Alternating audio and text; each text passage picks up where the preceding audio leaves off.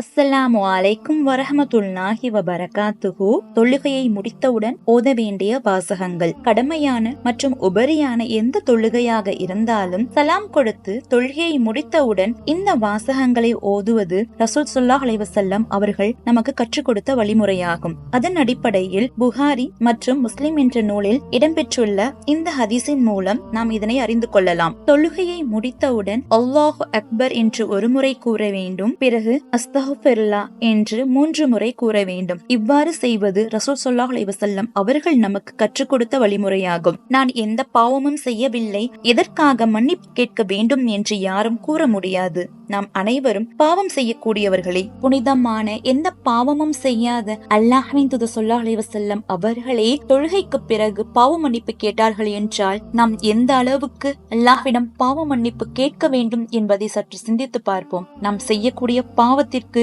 சஜிதாவிலே கிடந்தாலும் அது போதாது. அல்லாஹ் நம் அனைவருடைய பாவங்களையும் மன்னித்து நம்மை ஏற்றுக்கொள்வானாக. ஆமீன். நீங்களும் ஆமீன் சொல்லுங்க. அஸ்ஸலாமு அலைக்கும் வரஹ்மத்துல்லாஹி வபரகாத்துஹு.